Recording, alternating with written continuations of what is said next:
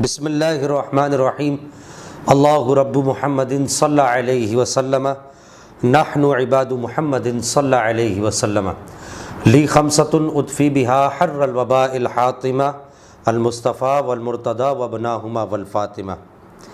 دین اسلام کے ماننے والوں پر جہاں بہت سارے ظلم و ستم کے پہاڑ توڑے گئے، وہاں ایک بہت بڑا ظلم ان پر یہ کیا گیا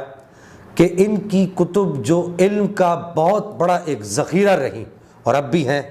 ان میں تحریفات کی گئیں۔ وہ باتیں جو دین اسلام کے ماننے والے قبول نہیں کرتے، وہ باتیں ان کتب میں شامل کی گئیں، اور پھر اس کے بعد ان علماء کی جانب ان باتوں کو منسوب کر کے علماء کرام پر طعن و تشنیع کے دروازے کھولے گئے۔ اس کی مثال ماضی قریب میں بھی ملتی ہے، ماضی بعید میں بھی ملتی ہے۔ مثلا شاہ عبدالعزیز محدث دہلوی بہت بڑے محدث گزرے، آپ اپنے مکتوبات شریف میں ارشاد فرماتے ہیں کہ میری بعض کتب کے اندر تحریفات کر دی گئی ہیں، میں ان سے بری الذمہ ہوں۔ اور اگر آپ ماضی بعید میں جائیں تو علامہ شمس الدین ذہبی بہت بڑا نام ہے، آپ کی کتب میں بھی تحریفات کی گئیں، یعنی آپ نے ان کتب کی نشاندہی بھی کی جن کتابوں میں تحریفات کی گئیں، اور اپنی کتب کی طرف بھی آپ نے اشارہ کیا کہ میری بھی بعض کتابوں میں ایسی باتیں منسوب کر دی گئی ہیں جن کا مجھ سے کوئی بھی تعلق نہیں ہے۔ جہاں علماء اسلام محدثین کے ساتھ یہ سلوک روا رکھا گیا، وہاں صوفیہ کرام رحمہم اللہ علیہم اجمعین کی کتب کے ساتھ بھی یہی معاملہ کیا گیا۔ مثلا جس مسئلے پر آج ہم گفتگو کرنے لگے ہیں کہ خواجہ غریب نواز رحمہ اللہ خواجہ معین الدین چشتی اجمیری کی طرف ایک قول منسوب ہے، لا الہ الا اللہ چشتی الرسول اللہ، اور یہ کہا جاتا ہے کہ جی خواجہ غریب نواز رحمہ اللہ نے یہ کلمہ اپنے کسی مرید کو خود پڑھایا، لا الہ الا اللہ محمد الرسول اللہ کے بجائے یہ کلمہ پڑھا کر خواجہ غریب نواز رحمہ اللہ نے اس کے ایمان کا امتحان لیا۔ آپ تمامی احباب جانتے ہیں کہ وہ عبارت کیا ہے۔ تو بہرحال آج کا ہمارا موضوع یہ ہے کہ کیا خواجہ غریب نواز رحمہ اللہ کی ذات گرامی سے اس طرح کی توقع کی جا سکتی ہے؟ آپ اہل ایمان ہیں، خود ایمانداری سے بتائیے کہ ہم جیسا ایک کمزور ایمان والا آدمی یہ توقع نہیں کر سکتا کہ کلمہ شریف کے اندر محمد صلی اللہ تعالی علیہ وبارک وسلم کے علاوہ کوئی اور نام آئے اور اس کے ساتھ رسول اللہ کا اضافہ کیا جائے، چاہے جائے کہ خواجہ غریب نواز رحمہ اللہ کی ذات گرامی کی طرف اس کی نسبت کی جائے، ایسا ہرگز نہیں ہے۔ اس کی دلیل یہ ہے کہ خواجہ غریب نواز رحمہ اللہ نے اپنی ساری زندگی میں اپنے نام کے ساتھ لفظ چشتی کا استعمال نہیں فرمایا۔ آپ کے خلفاء میں سے بھی کسی بھی خلیفہ نے آپ کی حیات مبارکہ میں آپ کے نام اقدس کے ساتھ اس لفظ کا استعمال نہیں کیا، بلکہ یہ لفظ تو آپ کی حیات طیبہ کے دنیا سے وفات ظاہری کے دنیا سے جانے کے کافی عرصے کے بعد یہ لفظ آپ کے نام کے ساتھ تحریر کیا گیا۔ اس کی سب سے واضح دلیل یہ ہے کہ جو دیوان آپ کے نام کے ساتھ منسوب ہے، دیوان محی الدین کے نام سے یا دیوان معینی کے نام سے، دونوں ناموں سے یہ دیوان آپ کے نام سے منسوب ہے، اس پورے دیوان میں خواجہ غریب نواز رحمہ اللہ نے اپنا لقب چشتی نہیں لکھا۔ تو اس سے بڑھ کر اور کیا دلیل ہوگی کہ یہ آپ نے ایسا کام نہیں کیا۔ پھر اس کے بعد میں یہ عرض کرنا چاہوں گا کہ وہ اصل کتاب جس میں یہ موضوع من گھڑت اور اسلام دشمن روایت یہ لکھی ہوئی ہے، اس روایت کا جو اصل کتاب ہے، اس کی دلیل العارفین، وہ جو لوگ ڈنڈورا پیٹتے ہیں اس کلمے کو پڑھ کے اہل سنت سے لوگوں کو منحرف کرنے کی کوشش کرتے ہیں، میں ان سے سوال کرنا چاہوں گا، کیا آپ میں سے کسی آدمی نے اس کتاب کو دیکھا ہے؟ وہ اصل کتاب کس زبان میں تھی؟ عربی میں تھی، فارسی میں تھی، عربی میں تھی، اردو میں تھی، کس زبان میں تھی؟ یقیناً کسی نے بھی اس اصل کتاب کو نہیں دیکھا۔ تو اس سے بڑھ کر پھر دوسری بات یہاں پر یہ بھی آتی ہے کہ جب نہیں دیکھا تو پھر اس سے بڑھ کر بھی کیا دلیل ہوگی کہ یہ ایک جھوٹی اور من گھڑت بات ہے۔ اس کا حقیقت کے ساتھ کوئی بھی تعلق نہیں ہے۔ اور پھر تفسیر ابن کثیر کا میں یہاں پر حوالہ دینا چاہوں گا۔ تفسیر ابن کثیر میں بھی تو اس طرح کی ایک روایت موجود ہے کہ جس کو اہل اسلام ماننے کے لیے بالکل راضی نہیں ہوں گے، اور اسی طریقے سے دیگر تفاسیر کی کتابوں میں، احادیث کی کتابوں میں بھی یہ روایت موجود ہے کہ حضرت عبداللہ ابن مسعود رضی اللہ تعالیٰ عنہ وارضہ عنہ معوذتین کو قرآن پاک کا جز نہیں مانتے تھے۔ اب آپ کیا کہیں گے کہ حضرت عبداللہ ابن مسعود رضی اللہ تعالیٰ عنہ وارضہ عنہ اس طرح کا قول کر سکتے ہیں؟ قرآن کی کسی ایک آیت کا انکار تو دور کی بات ہے، قرآن پاک کی کسی ایک آیت کے، کسی ایک جز کے، کسی ایک کلمے کا انکار کرنا بھی کفر ہے۔ تو حضرت عبداللہ بن مسعود رضی اللہ تعالیٰ عنہ وارضہ عنہ نے یقیناً یہ بات نہیں کی، اور اس بات کو اگر ان لوگوں پر پیش کیا جائے کہ بھئی اب آپ کیا کہیں گے تفسیر ابن کثیر کے بارے میں، تو وہ یہی جواب دیتے ہیں کہ جی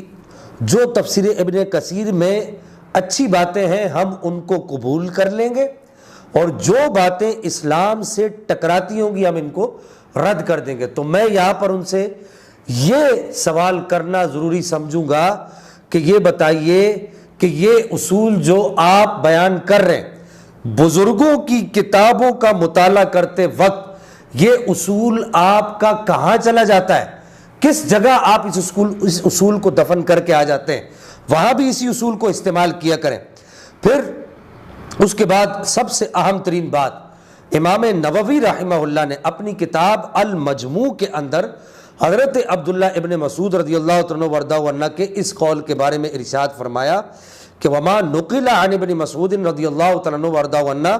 عن المعوذتین فهو باطل لیس بصحیح، کہ جو حضرت عبداللہ ابن مسعود رضی اللہ عنہ وارضہ عنہ سے معوذتین کو قرآن کا جز نہ ماننے والی روایت بیان کی گئی ہے یا نقل کی گئی ہے،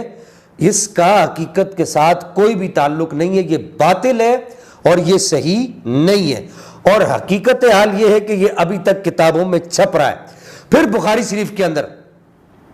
سب لوگ اس بات کو مانتے ہیں کہ یہ حدیث مبارکہ نہایت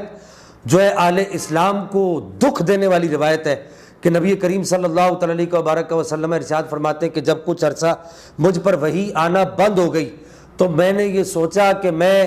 کسی پہاڑ پر جا کر اپنے آپ کو گرا دوں، یعنی خودکشی کر لوں۔ سب مانتے ہیں کہ یہ روایت بڑی خطرناک ہے، تو کیا اس روایت کو نکالنے کے لیے کسی نے کوشش کی؟ ابھی تک کوئی بھی نہیں بولا کہ اس روایت کو نکالا جائے، یا اس روایت کو نکال کر باہر پھینک دیا جائے، یا اس کتاب کو جلا دیا جائے۔ اور صورتحال یہ کہ یہ کہا جاتا ہے کہ جی ہشت بہشت کو جلا دیا جائے، کشف المحجوب کو جلا دیا جائے، عوارف المعارف کو جلا دیا جائے، فقہ کی تصوف کی جتنی کتابیں ان سب کو جلا دیا جائے۔ تو یہ سارے اصول آپ کے اس وقت کہاں چلے جاتے ہیں؟ پھر فتح الباری کے اندر ایک واضح روایت موجود ہے، حضرت عبداللہ ابن عباس رضی اللہ عنہ وارضہ عنہما سے روایت ہے کہ آپ ارشاد فرماتے ہیں کہ ساتوں زمینوں میں 7 آدم ہیں، ساتوں آسمانوں میں بھی 7 آدم ہیں، ساتوں زمینوں میں اسی طرح 7 نوح، ساتوں آسمانوں میں 7 نوح، اسی طرح 7 محمد، 7 زمینوں 7 آسمانوں میں صلی اللہ تعالیٰ علیہ وبارک وسلم وعلیہم السلام۔ تو اب اس روایت کو آپ نے ابھی تک کوئی ایسی مہم چلائی اس روایت کو نکال کر باہر پھینکا جائے یا اس کتاب کو جلا دیا جائے؟ اگر اس روایت کو مان لیا جائے تو وما ارسلناک الا رحمۃ للعالمین، تمام عالموں کے لیے رحمت جس ہستی کو بنا کر گیا، اللہ جل مجد الکریم نے جس کو بنا کر بھیجا، وہ میرے اور آپ کے آقا حضرت محمد الرسول اللہ صلی اللہ تعالیٰ علیہ وبارک وسلم کی ذات ہے۔ تو پھر ان کی ختم نبوت پر کتنا بڑا حرف آئے گا؟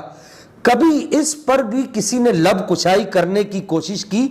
اور پھر یہ جھوٹی روایت جہاں جہاں موجود ہے، صحیح ابن خزیمہ، مسند ابی عوانہ اور وغیرہ وغیرہ، اس طرح جتنی کتابیں ہیں یہ مجروح روایت،